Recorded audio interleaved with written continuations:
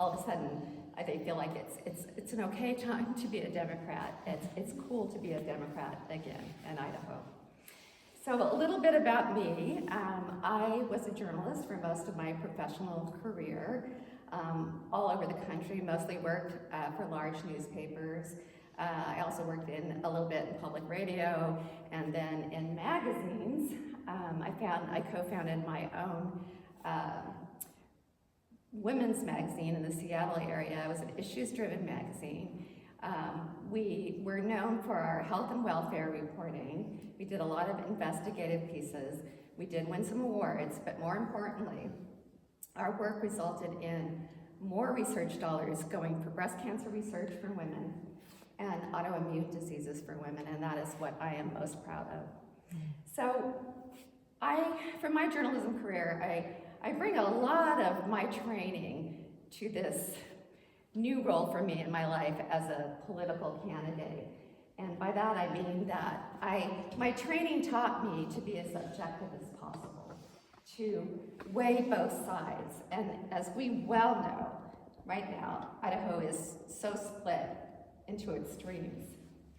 And most of us are in the middle. I'm in the middle. And so I feel that it is my job to speak for those of us in the middle, because our voices most often don't get heard. And how do we do that? We vote. We stand up and we get out and we vote. And that is how we're going to make a change. And that is why I am running. I'm running to bring balance to the legislature, right? I want to get back to the days when Republicans and Democrats could sit down together and hammer out solutions, not worry about scorecards and who's keeping track of whose vote, but stand united on finding the best solutions for the majority of Idahoans. And so if you look on my website or my Facebook page, you will see a lot of detail. And part of that is my journalism training. You know, I do a lot of research and I like to show off my homework. But a lot of my solutions draw from both parties, both Republicans and Democrats, because there are some good solutions on both sides, and that's how we're going to move the needle.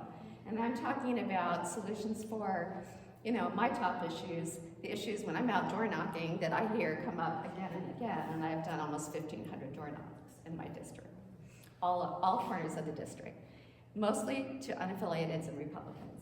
And what do I hear come up again and again? Healthcare, primarily women's healthcare. We've lost our OBGYNs, all of them in Bonner County, 22% and counting throughout the state. And the most recent poll shows that we're losing another 12%. We've lost all of our maternal fetal specialists. We've lost our gynecologists. And now, 59% of our family practitioners are leaving or thinking about leaving. So now it has become a man's issue as well as a woman's issue, right? Our doctors are leaving. Why are they leaving? Because the legislature, again and again, have passed bills that criminalize doctors for providing the best standard of care. The best standard of care. They did not commit a crime. They were simply doing what they were trained to do. And that has to stop. And I'm not talking just about the abortion ban. I'm talking about 3 other pieces of legislation as well. So that comes up again and again. Cost of living comes up again and again, right? I have talked to so many people who have lived in their homes their whole adult lives, some inherited property, and they may have to sell because they cannot afford the property taxes. And I'm not going to get into the weeds here. We have limited time and we have a lot of people to speak, but I hope you will look on my website because I do have some solutions. And that does come from a Republican lawmaker out of Napa, and it's a darn good one, and we had it in place for a while until 2016. So cost of living, child care. Boy, again and again we turn away federal dollars for child care. And it has a big impact. It has an impact not only on the child care providers and the parents who need that child care, but it also has an economic impact for the state, right? $153 million in 2023 because both parents couldn't work, or one parent had to take a flexible job, maybe an online job, just like my daughter-in-law, and work from home, right? And so make less money. So it has a big impact, and they don't talk very often about the economic impact of not having childcare. And just recently, the Department of Health and Welfare, right, they stopped their enrollment program in the Idaho Child Care program. Well, it's smoke and mirrors, folks, because they cut that budget to death. And then they turned around and said, we're stopping enrollment because we're projected to be over budget. Catching a lot of parents off guard. Now, what could they do? They couldn't go to work. So just recently, the governor was in Priest River for a Capitol Day, Capitol Day or whatever it was, but there were child care providers there talking to him and saying, look, you know, we have all these families that they don't know what to do, you know, they can't go to work, what are they gonna do? And I don't know, I was there, but it seemed to fall on deaf ears.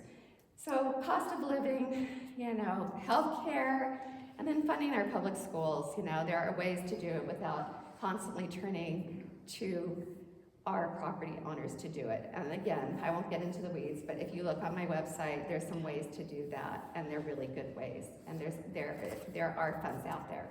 But North Idaho, again and again, gets the last piece of the pie, the smallest amount, the governor's facilities bill. This area, well, Priest River, $3 million, Boise Independent, $40 million. The cost of a new school is $30 million. So, you know, we need a permanent fund in the state treasury to fund our school facilities. And there are places for that money to come from. And there was a bill that was introduced late in the session, too late to go forward, but I'm on time. But so look at my website and you will find some solutions there. And I am available for questions after, or you can email me or call me. Thank you.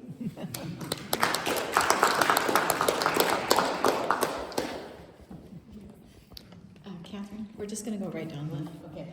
And you have a mic if you want to use it there. Can you guys hear me? Yeah. Awesome. Catherine Larson, I'm running